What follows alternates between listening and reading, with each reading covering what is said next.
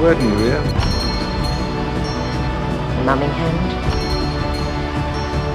Word new here. Essence of slug.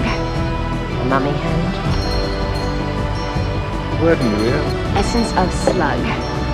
Numbing hand. Word new here.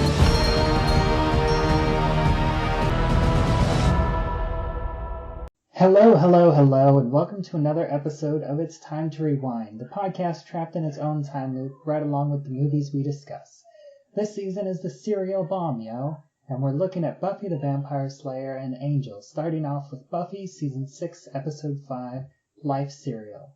Today we're discussing the 10th and final loop starting at 26 minutes and 19 seconds, with the doorbell ringing and ending at the end of the episode. Joining me today is Jess from French Toast Sunday. How are you doing today? I'm good. I'm very excited to talk about Buffy. Yeah, I can't believe that I'm already finishing this episode. This has been a lot of fun revisiting this season of Buffy and diving into this episode. And I'm already been going through my Angel watch, and I'm excited to jump into Angel after this too. But before we get into this episode, I would like to know, what is your background with Buffy? Like, when did you start watching it? And have you done any rewatches since then? Yeah, so to give context, I am now 32 years old. So when Buffy first aired, I was in my late elementary school to middle school time period. So I think I was a little young to hop on board when it was first airing. But my older brother watched it, and I remember catching episodes here and there. Not enough to build out the context of the show, but just enough to be like, oh, like, this seems pretty cool. And I always wanted to watch it, and it was probably just about 10 years ago now. Like, when I was about, 2021, I was like, now's the time. And I watched it, and I loved it so much. And I'm not surprised, because it's definitely in my wheelhouse. I love, a show that has a super strong female lead. I really like Veronica Mars. So, and then I also really like, the kind of supernatural type of elements as well. So this show to me is kind of like the best of those kinds of categories. And it immediately just jumped to be one of, if not definitely in my top 3 favorite shows of all time. And it's a show that I recently, maybe because of you bringing up this, podcast series, but even a little before that, I had been thinking, it's really time to give another full rewatch, start to finish. So my husband, Rob, I was like, within the next year or so.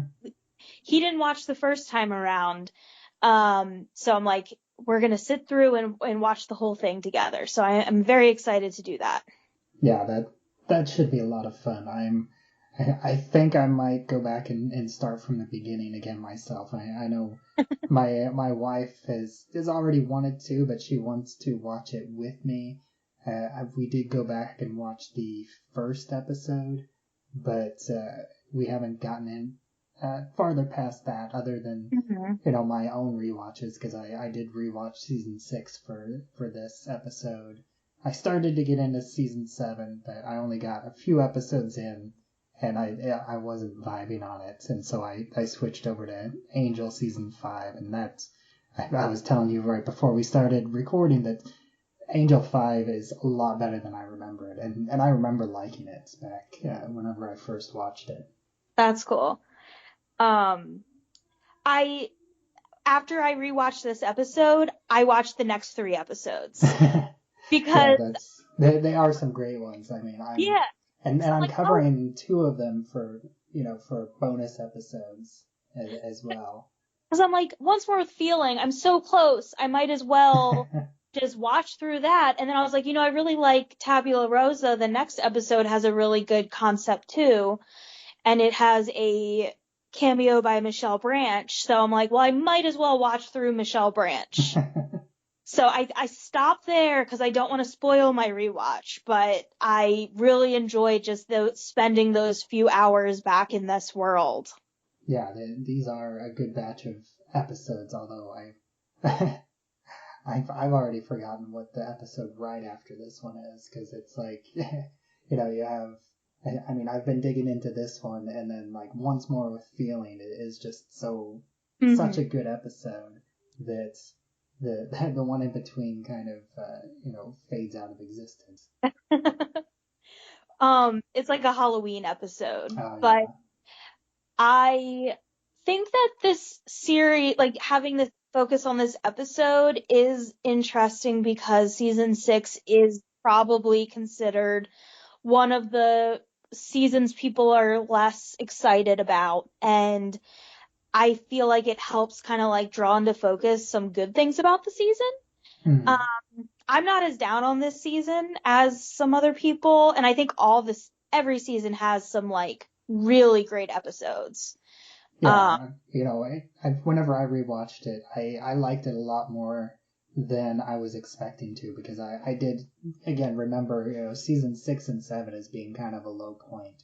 But there was really only like 2 or 3 episodes that I didn't like as much, and like with the Willow like drug binge episode, Mm-hmm. and yeah, that Halloween episode, which as soon as you said that, I remembered that. That's whenever Dawn, it's like a Dawn centric episode where she dates where she falls for the vampire and has her first kiss. Yeah, I'm not as harsh on Dawn as some people. I totally get it. I don't blame anyone, but I guess I'm like, maybe not my favorite part, but like I'm not too down on her in general. Um, I feel like if you were watching this like week to week, I can definitely see why it would feel somewhat of a downer, with a lot of the themes of this season, which is probably why there's like this goofy, big bad through the first part of it, because it brings some levity to it. But I feel like watching it and like binged a little more, I really appreciate kind of some of the paths they decided to take, and having Buffy have these like really serious emotional experiences. I actually like kind of like it for those reasons. Yeah, I think this episode or this season really brings Buffy into adulthood, and that's something that a lot of teenage shows struggle with, and I think that's a lot of why people don't like it as much, because I think audiences struggle with that too, because they don't, you know, you really connect with, you know, teenage stories are like such an important part of our culture. I think the whole coming of age, that it's hard to transition as a viewer, because you want that coming of age, and that's like an important and fascinating part in people's lives, and adulthood it feels a lot more boring. Yeah, that's definitely true. I feel like I've watched so many shows that have made that jump from high school to trying to land somewhere between college and adulthood, and I feel like all of the shows were always more in their stride when they were in high school. So I don't know if high school is just a good venue for telling stories or what it is, but Yeah. I do think that it's hard to nail down characters after that. And I mean, having Buffy going through her experience this year, like through this year, obviously she went through like a crazy, supernatural event, but I do think it kind of like shows how it's like very easy to start flailing around when you don't have that kind of like steady connection. Yeah. So let's go ahead and actually jump into the actual loop of this, or, you know, this is the final loop, and we do kind of get over it pretty quickly. What do you think about Buffy's solution to this problem by doing this special order? I really liked it because it was clever. It linked up to something that was mentioned earlier in the episode when, Anya's sort of training her on the process of shipping to people. So they drop that early on, and then it's like Buffy gets to have a moment of confidence where she's used to kicking her way out of situations, and she came up with a clever solution for this. So I thought it was a good way to break the loop cycle. Yeah, and I think it's interesting, and it's like immediately cuts to the trio in the van, and they seem awfully happy that Buffy was able to solve the time loop. Yeah, I thought that was interesting too, because you're like, oh, they're trying to cause her harm, but really it was like just sort of a game to them the whole time. It wasn't really this like aim to like cause her harm or bring her down by doing this. Mm-hmm.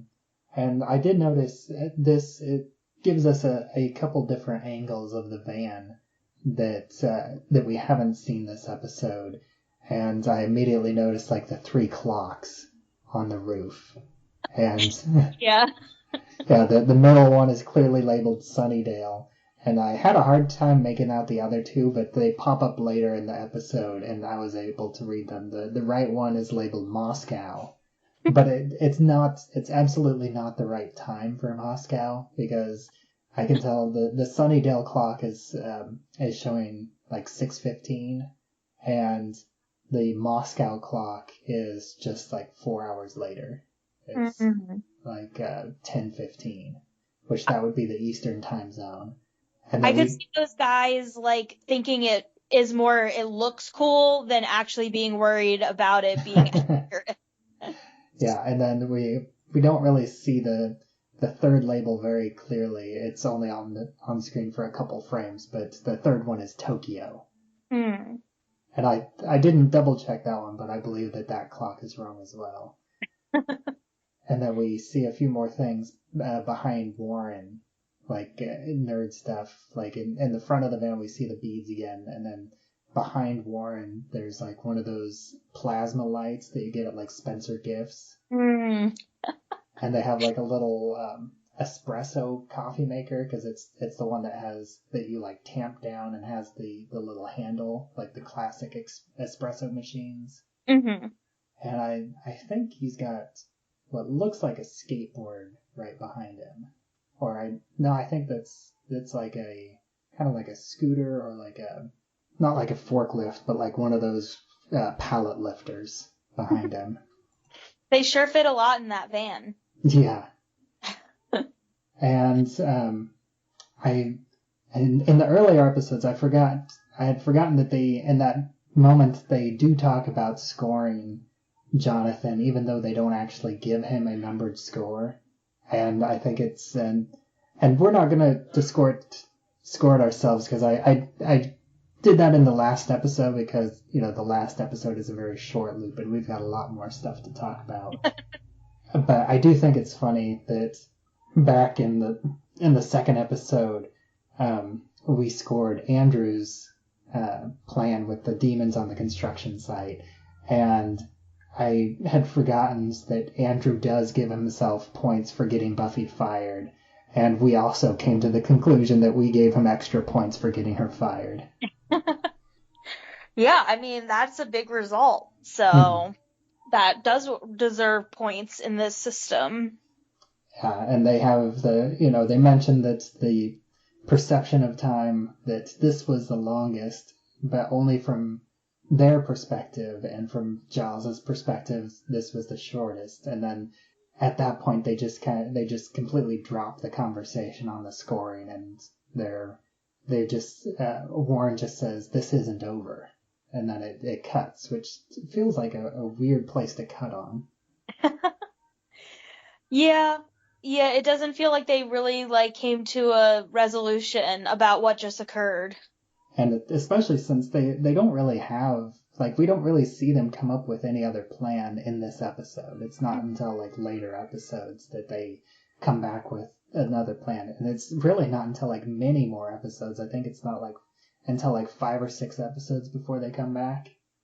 Yeah, I was surprised when I was watching the next episodes. I was like, oh, they're just like not really appearing for a while. Yeah, I think in like the first 15 episodes of the season, they only appear in like 3 of them. Probably in between, they're just like binge watching Star Wars movies or something. Yeah, or James Bond movies. Yeah. As they'll talk about later. And then we come back to the magic box, and Buffy gets in trouble for not charging for delivery, which Oh my gosh. I feel like for a $300 purchase, I feel like not charging for delivery is a forgivable mistake. Yes, I was like, Anya, I know that this is your thing, is that you don't have tact, but I'm like, how it was such a bummer because, like I said, like I felt like Buffy felt very confident that she was able to solve it, and she didn't want to do this work to begin with, so it was kind of nice to have her succeed. And then just kind of in the theme of the episode, it doesn't work out. She doesn't feel like it fits her. It's just another role she tried that's just not gonna work for her. And I feel like if Anya hadn't said that, she might have been able to stick it out at the magic box. Yes, I do feel like her response is perfectly valid, where she just, sets her name tag on the desk and walks away. And we get to see a close-up of the name tag that says, "Hello, my name is Buffy. Ask me about curses." I did like that. That would be great for like a Halloween costume if you were gonna be Buffy. You could just plop one of those name tags on there. Yeah, and I also noticed a sign on the front of the counter that says shoplifters will be transfigured, even though it's partially covered. And she walks out the magic shop, and I do love that they end this scene, and it like cuts to black for a couple seconds, so you can tell that this is right whenever they cut to commercial, and they end the scene with the one final bell ring. Mm-hmm. Yeah, it is nice to hear one last bell ringing because it's such a good part of the episode is that cue of the bell ringing each time. Yeah, but this time instead of cueing another time loop, it's cueing the next act in the episode. And we move on to her and Spike drinking shots of whiskey out of his hip flask. And I just absolutely love Buffy's She does. She makes a great, what I've always called whiskey face, but also that noise that accompanies whiskey face. It's very cute and very, very fitting of her to make that little noise. Yes, and I also love so much that they do continue this throughout the entire rest of the episode. Like literally every time we see her take a drink on screen, it's followed by that noise. And even one time off screen, whenever she's taking a drink, she makes that noise.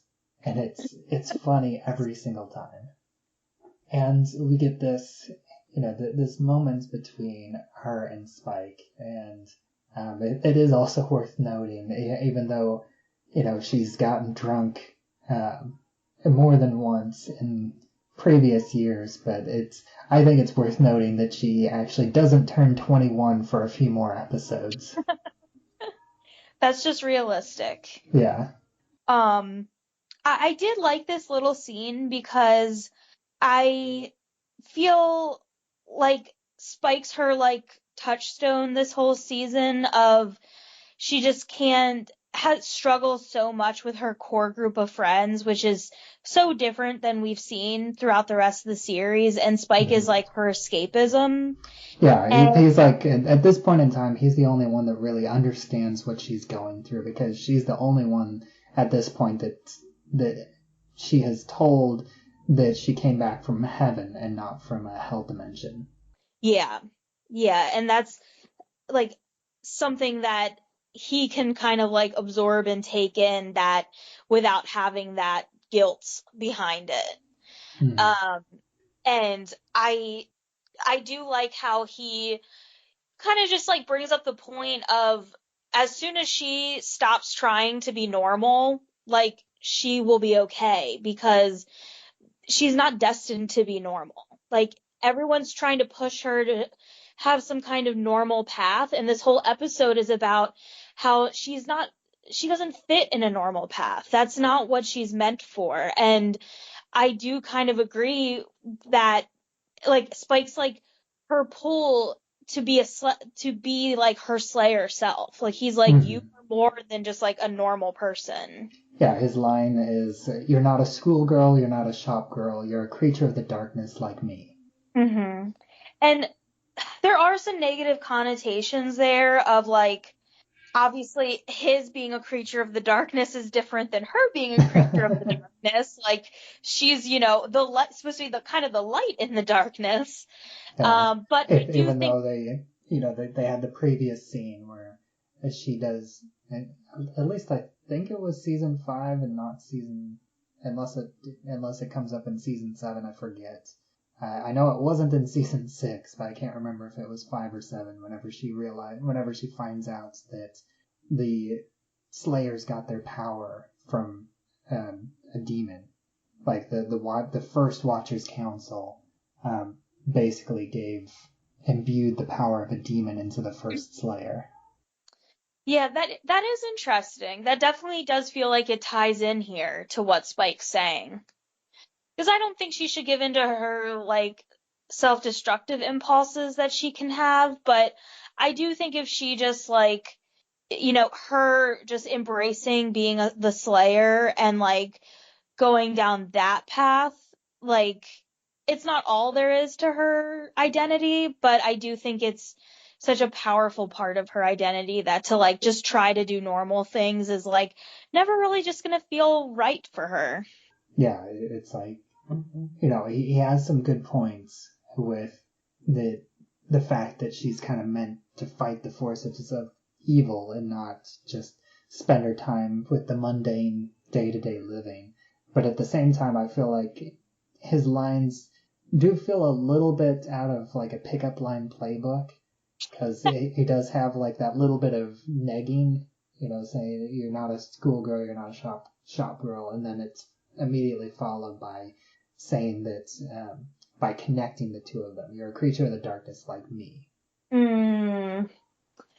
Yeah, he's always trying to flirt, so that definitely tracks.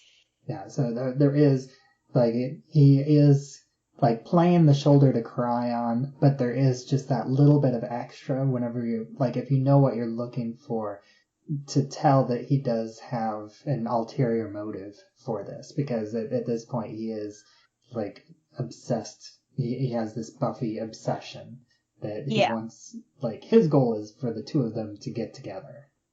Yeah, it also, now that I'm like thinking about both sides of the conversation, it does suit him for his motivations to have her be more separated from her friends because the closer she is to them, the less close she is with him. Hmm. And I like the. Oh, I did want to mention that I was curious, and I looked up about how many shots a typical hip flask, like what they're using, would hold, and it holds about 5 shots, which does seem about appropriate for what we see here. Even though Buffy says that you've had too much to drink, which implies that they've had more, but Mhm. on screen we really only see them like drink 5 shots, or like 4.5. Yeah. And so Spike takes her to this bar, and I do like Buffy's little line about your motorcycle is loud. It's just her. It's Buffy being drunk kind of is hit and miss, because I think in a way it's a little bit over the top, but I think this is not nearly as over the top as like Beer Bad. Oh yeah. Yeah. That episode is very rough. But I think this one toes the line in just the right way, and Sarah Michelle Gellar just hits the lines just right. Yeah. That makes drunk Buffy very funny in this scene. Mm-hmm. And I think I have to mention that whenever Spike asks for the drink, the bartender does this weird little tongue waggle. And then Buffy does this boss move where she just grabs the bottle and starts drinking straight from the bottle. Yeah. And again, followed by the wah noise. And Yeah. I couldn't tell That's a lot of liquor for her. Yeah, and I couldn't tell what she's actually drinking. I think it looks kind of like Jose Cuervo, but I'm not entirely sure. And then they go to the back room with the demons playing poker, and I'm not entirely sure because the names in the credits aren't that descriptive, but I believe this is David Munier as the rat-faced demon, which I think that's like the wise guy demon, the one that kind of gets the most lines. Andrew Wasser is playing the slime cover demon,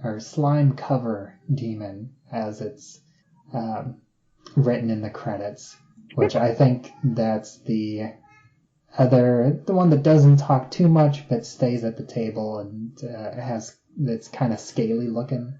Mm-hmm. And Richard Beatty plays the small demon, which I believe that's like the three-eyed demon that Spike takes his place. Which I feel like that demon almost looks more like a Star Wars alien than a typical Buffy demon. Yeah, I can see that. And then this is the first appearance of James C. Leary, and at this point he's just credited as Loose Skin Demon, and later on we'll find out that his name is Clem. And Clem is my favorite recurring character that's not one of the main characters. I kind of forgot that he existed until he showed up there. Clem is just so great. He's just this completely harmless demon. The worst thing that he does is eat kittens. Yeah. I do enjoy seeing some less villainous demons here. So I feel like you get to see a little bit more of that in Angel. But it is kind of fun just to see them in the whole, practical effects, makeup, and everything. And then, of course, I feel like this whole part of the episode is just to set up this gag for the kitten poker. What do you think of this whole kitten poker scene in general? It's really silly. I don't mind it too much because it's kind of silly fun. But it does kind of feel like the writers needed to come up with something for them to do. And we're just okay, let's do this. Because the premise is that Spike is oh, they talk while they play, but they don't ever come up with anything. There was never any information that they gained from being at this game. Yeah, and we never actually see them talking. I mean, there is a time cut. And do you really think that Spike is doing this for Buffy's sake, or do you think this is what he was going to do tonight anyways, and so this is just a ploy to have her come along with him? I didn't think about that idea, but I did think about how he never really seemed too worried about trying to get information, so he might have just been here, this is just an excuse so I can keep hanging out with Buffy tonight. I'll just make up a reason why, what we can get up to together.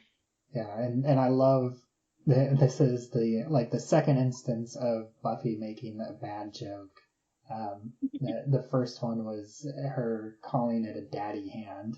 But because Spike didn't bring any kittens with him, he's asking someone to lend him a tabby for the ante, and he says, "Come on, someone's got to stake me," and Buffy says, "I'll do it." And then there's a beat, and then she says, "Come on, you think I was just gonna let that lie there?" Yeah, I wrote that down because I was that is just a classic type of Buffy line where it's just like a little snarky, a little silly, like it's I don't know. I just really like when she has a little punchline like that thrown in. Mm-hmm. And then the extra level of them like basically hanging a hat on it. And after that, we cut to the trio in the Death Star van having this, starting with this James Bond conversation, saying that they feel like actual supervillains like Dr. No. And Warren is a full-on Sean Connery camp. Jonathan is in the Roger Moore camp, and Andrew is in the Timothy Dalton camp. So, what's your history with James Bond? So, I was cracking up at this scene knowing that we were going to talk about it on the podcast because I was like, I am like the worst person to have to like comment on this scene, which seems just like ripe with like things to touch on because I don't know. I know all the names, but I have not seen any of those movies. The only movies I've seen are the Daniel Craig ones. And I'm not even totally caught up on those. So I was like, dang, this conversation is really lost on me, but I did enjoy how many like different conversations the trio had throughout the episode of just like their pop culture nonsense. Nerdy fan talk. Yeah, which they have quite a bit of it, and I'm not that much farther ahead of you. I've basically seen like one movie from each Bond, but I have not seen any of the Daniel Craig Bonds. So I've seen Goldfinger for Connery. I've seen The Spy Who Loved Me for Roger Moore, and I've seen The Living Daylights with Timothy Dalton, and I've seen one of Pierce Brosnan, the Tomorrow Never Dies. So out of the three favorites of the trio, like whose side are you on? It almost feels bad because I feel like Warren is the correct answer, but based on the season, you don't want to agree with Warren. Yeah, you don't want to align that way. But they get a bit more into that conversation just a little bit later. But first we cut back to Spike and him getting accused of cheating. And again, this is just like more silliness with the kittens and the him pointing out that one of the demons has X-ray vision, and then Clem stands up and he has an ace stuck in one of his skin folds. And he has a line, me and the bird, like, and squeeze a few quid out of the vamp. And I just love how this whole argument, and Buffy's just sitting back and she's just completely nonplussed. And again, I love that Buffy kind of calls out she like hangs a hat on this by calling the kitten currency, and it's stupid currency. Yeah. It is like a very ridiculous sequence, but I'm glad that she let the kittens go. Yes, and again, there is still that hint of her being slightly drunk, and again, I think she plays it really well because, and whenever she's walking around, she has just like a slight wobble to her as she walks, and, she just has this slight affectation as she talks, but she's not like stupid fall down drunk too much yet. I think really the only moment where she might go a little over the top is in just a little bit, like whenever she takes her first swing at Demon Jonathan and she misses. Yeah. And, the Buffy and Spike have a little bit, or she has like this breakdown where she's like kind of bearing her soul to Spike, and she says the only person I can stand to be around is a neutered vampire who cheats at kitten poker. And again, they undercut this with humor, because like Spike immediately is like, "Ew, you saw that?" Mm-hmm. And then Buffy ends it with, "I think you're drunk." Even though Yeah, I Spike felt is, like that scene was kind of like it, because like earlier, Spike's kind of giving her his version of a pep talk about just like embracing who she is, and then he's like, he kind of like acts as if he's gonna help her, and he doesn't help her, and it's just kind of like, yeah, she can stand to be around him, but like he's not gonna save her either. Like he's not gonna figure this all out for her. Like it is something that she's gonna have to like really figure out on her own. yeah, she like basically goes through, and it's almost like she's realizing this herself as she's speaking it, talking about how her life's a mess. She's failing at school, she's failing at work, she's failing at seemingly everything. Even she even feels like she's failing at being a slayer because these attacks have happened, and she has absolutely zero idea what's behind it at this point. Mm-hmm.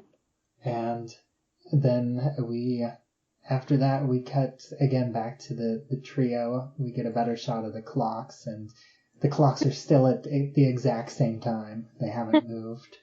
And they continue their argument about the three bonds going into Moonraker, like after Andrew says that Roger Moore was funny.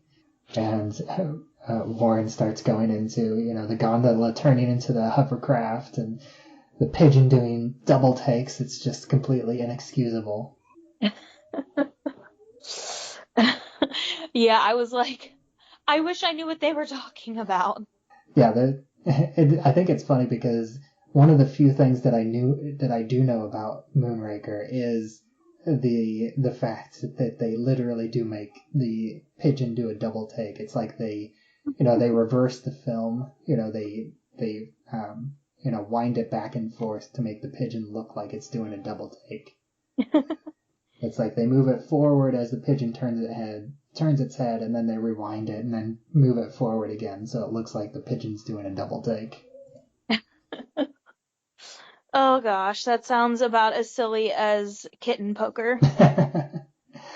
Yeah, and then Buffy, even drunk, she notices the Death Star van, even with the Death Star painted over. They still, I think in the script, refer to it as the Death Star van, or just as the Death Star. And so the trio start freaking out, and Jonathan does this spell, and he does a glamour, and he comes out looking like a buff, red-winged and horned demon, played by stuntman Mark Ginther. And You're telling me that wasn't Danny Strong? And this whole, I think this is my favorite moment of this episode. Just Jonathan pretending to be this big, strong demon. Yeah. And he like glances at the van as they drive off. And I had to write down his line. He, after Buffy misses with the punch and then kicks him in the chest, he says, "I am well struck. I call on the misty portal to my demon dimension, where I will lay my head and gently die." I love how he just like throws out The smoke bomb. the little like pop that fizzes and like the smoke comes out, but then you just see him running. Mm-hmm. So it's like he doesn't actually disappear at all. He's just like Yeah, you can see him. away. Yeah, as an audience, you can see him turn and run away with this smoke cloud that absolutely does not completely cover him. And I think it's funny, like, as it cuts back to Buffy and Spike, you can kind of see James Marsters stifling a laugh. Like he has this laugh as he waves away the smoke, and then he like as he waves away the smoke, he kind of waves away the laugh and gets serious, and like the two of them are looking for him, which I think it's funny that I'm not sure if Spike is acting like he can't see him just because he doesn't want to run after him, or if they legitimately can't see, like if he's kind of turned a corner enough so that they can't actually see him. Because I kind of feel like if the camera cut back to that direction, you would see him just kind of slowly running off in the distance. Yeah, I just imagine him like running in a straight line, like all the way down the street, like visible the entire time. Yeah, but the two of them just, well, Buffy probably doesn't see him because her vision's probably a little blurry. But I feel like Spike sees him, but just doesn't care to go fight him, so he just lets him run off. I wouldn't be surprised. And then he gets back to the trio, and they don't let him in the van because he's too big. And he turns back into small Jonathan, but he still has the now oversized loincloth that he has to hold on to so it doesn't fall down. And I feel like a lot of times in like when that sort of thing happens in a movie, they're somehow magically wearing clothes that fit this much smaller size. So it was kind of funny to see him actually having this oversized garment. yeah, even though if you do kind of think about it on that level, whenever he turned into the demon, like, did he like rip out of his clothes? Like, where did they get that loincloth from in the first place? Did that come with the demon costume, like the demon glamour? But then why wouldn't it have disappeared along with the demon glamour? Yeah, very good point. And then he goes in and they cover him up with the animal print blanket. And Andrew was like, the Slayer touched you. And Jonathan said, yeah, it was real sexy when the way she hit me real hard with her fists. Even though she very clearly kicked him. I like how, like, in this part, they start talking about how, we gathered all this data on Buffy, like, we'll be able to take her down. It still feels lighthearted and not super serious. Like, it almost still feels like they're not, like, really intending to do anything that's gonna cause much harm. Like, it's more of an idea than, like, an action plan at this point. And I really liked, Thomas Lank and Danny Strong in these characters. I'm not really connected to like the Warren character at all, but like the other two are like, they have their moments and can be like fun to watch. So it's kind of nice to have this like moment before things get like more serious with them. Yeah, and I think it's weird because this is really the first time in the episode that they talk about the fact that they were doing this as data collection. I mean, I think they mention it at the very beginning of the episode, but like we don't see any sort of data collection. It's all just been about the tests and how well the tests are succeeding and how she's defeating them. And now it's not until the very end that they're like, oh yeah, we got a whole bunch of data on her speed and strength and all this other stuff. But we didn't actually see that before. And then the trio scene ends with the free cable porn, which I always think is just a weird concept to think about. Heterosexual guys sitting and watching porn together. Without any women around them. I feel like this comes up a bit on like movies and TV, and I've always wondered, like, is that a thing that happens? It seems so odd. Mm-hmm.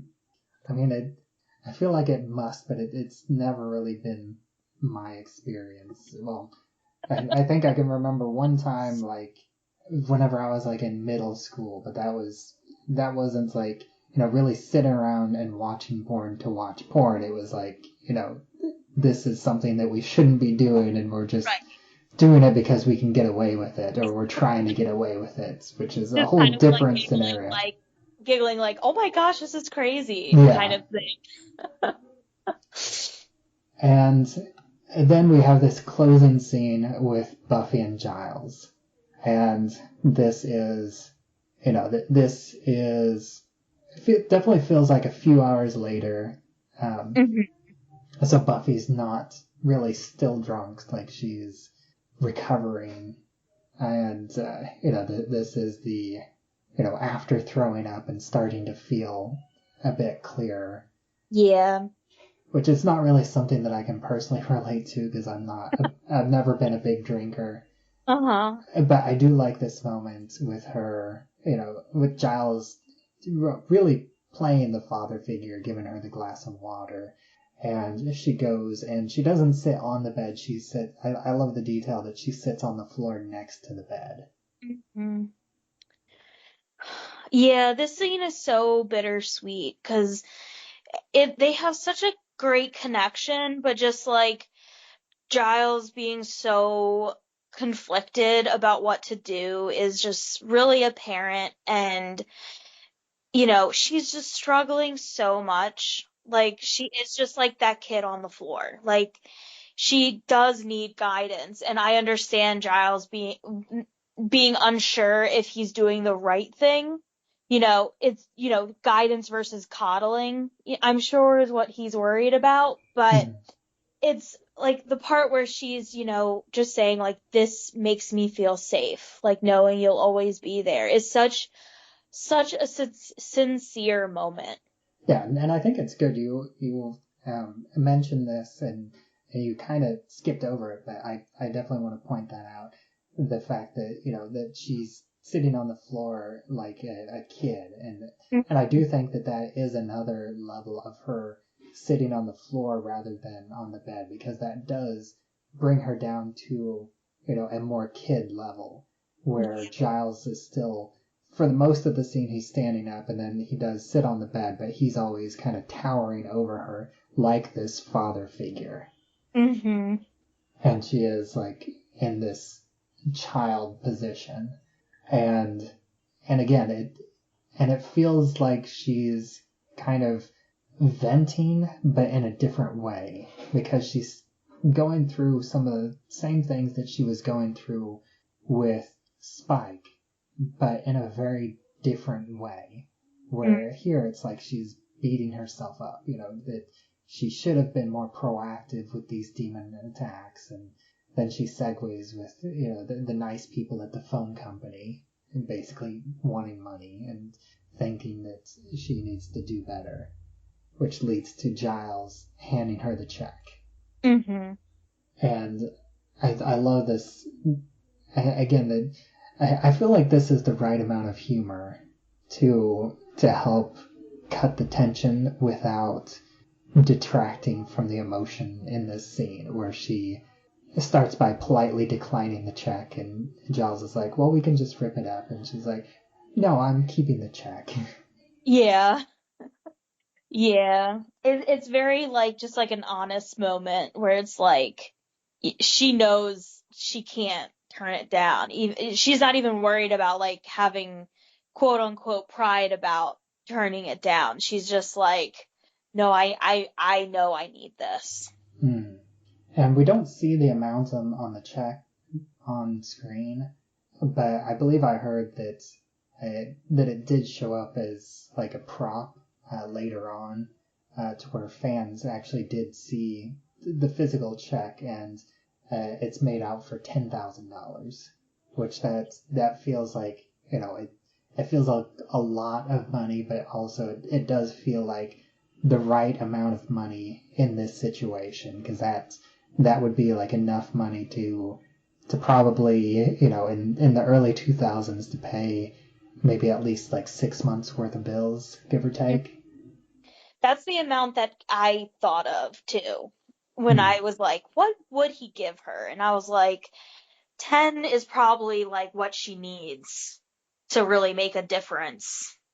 Yeah, and again, it's after that we do have another similar like comic relief moment where she has this like heartfelt thing where she says it feels like having her mother back, and Giles is like, so in this situation, in this scenario, I'm your mother, and she's like, would you rather an absentee father?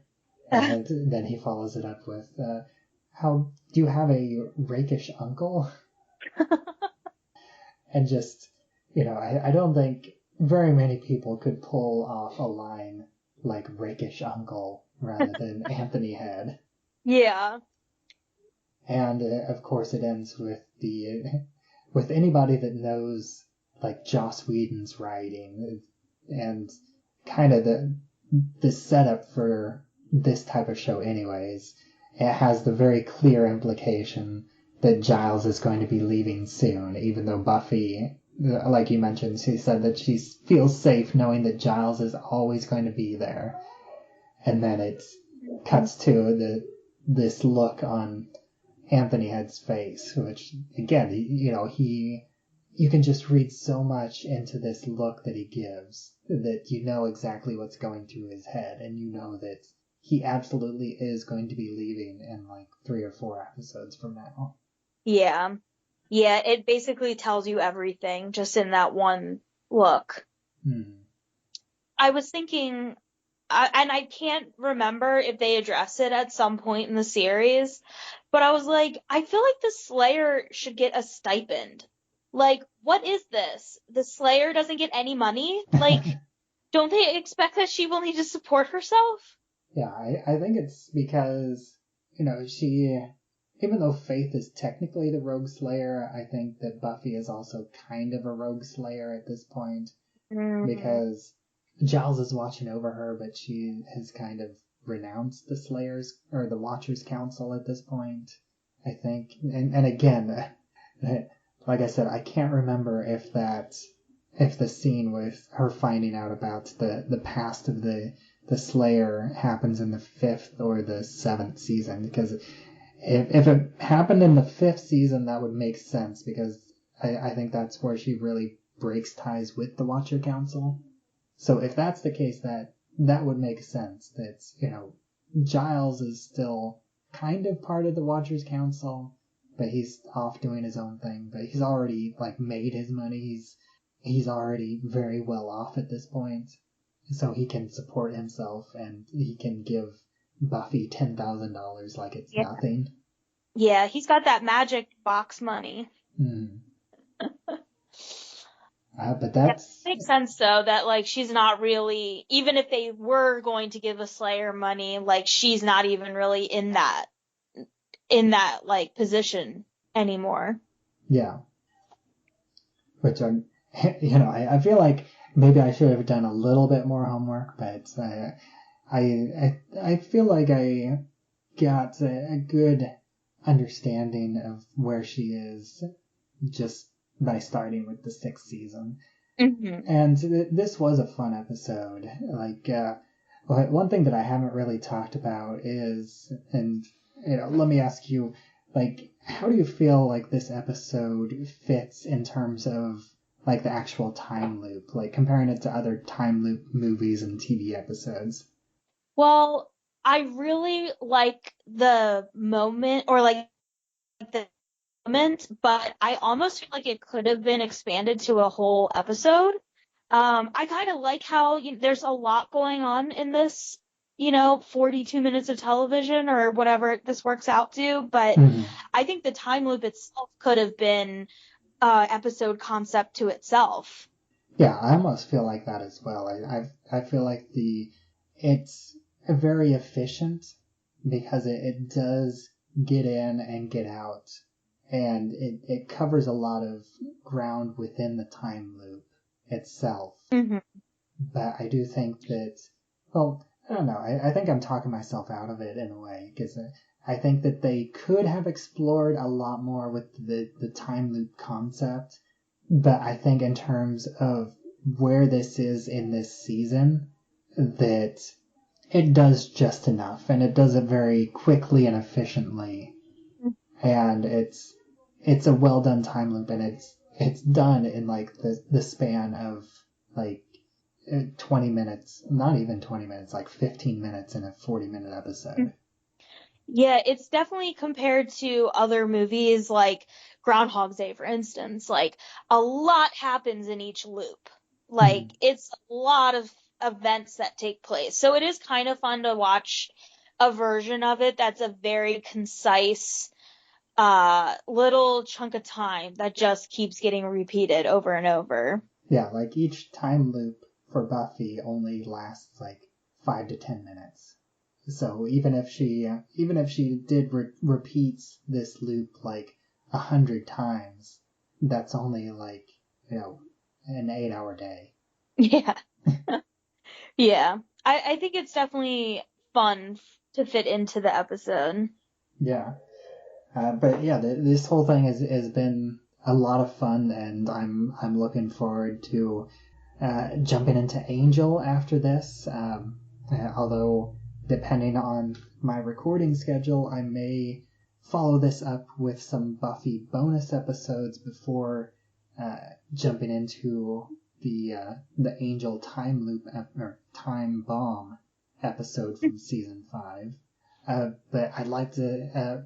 Well, I guess before I send you off, is there anything else that you wanted to mention about this episode? Not in particular. I really had fun revisiting Buffy and like jumping in at this time point. And I also think it was really fun in that, I mean, it's really easy to breeze through an episode without thinking too much about it, but having to just like really concentrate on each little bit of the episode, it really brought out a lot more out. It brought more out of it than you would if you were just like watching it like a little more mindlessly. Yeah, like it's very breezy, but it does have a lot of meat into it if you're looking at it a lot more closely, and I think that's probably honestly true with a lot of Buffy episodes and Angel. Yeah, I mean, I'm really interested in like TV writing in general because I just find it very fascinating how seasons are mapped out and, how there's a point to this episode and it's how Buffy is feeling. And it probably was pitched in the writer's room as we need an episode where Buffy just needs to figure out what she's doing with her life. And then it becomes this. And it's like to fit all these little pieces together, like I think Buffy is such a well plotted show, even in the parts that like fans might not like as much. Like it's still like very thought out if you break it down like episode to episode of what they're trying to achieve. Yeah, I definitely agree with that.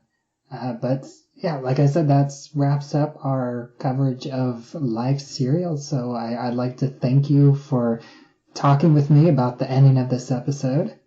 No problem. I actually have one follow-up question for you. Sure, go ahead. How do you feel about life cereal? Like the actual cereal? I actually like it pretty well. It's I prefer like just the plain flavor over like the cinnamon, but I do get it every once in a while. So I assume there was a little bit of, intentional wordplay there, but it made me think about having a bowl of life. So yeah, and the professor at the beginning of the episode was named Mike. Which I think that is also a reference to the classic Life commercial. Mm-hmm. But yeah, thanks again for joining me, and for anybody else that wants to listen to any of your other work, why don't you go ahead and let everybody know where they can find you online. So I'm part of French Toast Sunday. We have been basically on a hiatus for a while now, but in the meantime, I've just been trying to become a professional podcast guest. So I was on the first season of your show talking about Groundhog's Day. I have appeared on the Deep Blue Sea podcast several times.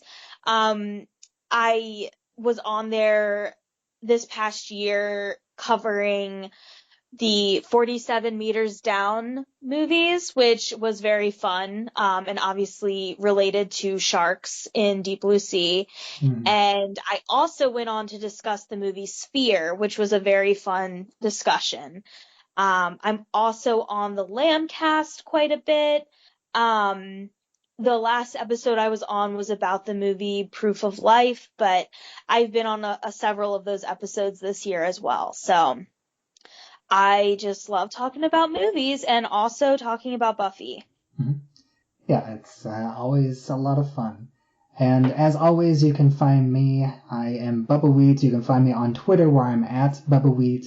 You can find this show, It's Time to Rewind, on Anchor.fm, as well as anywhere else that you listen to podcasts.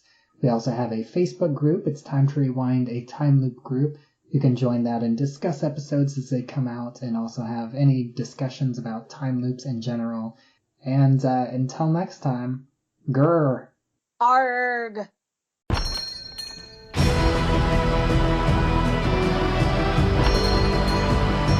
Werden wir? Numbing hand. Werden wir? Essence of slug.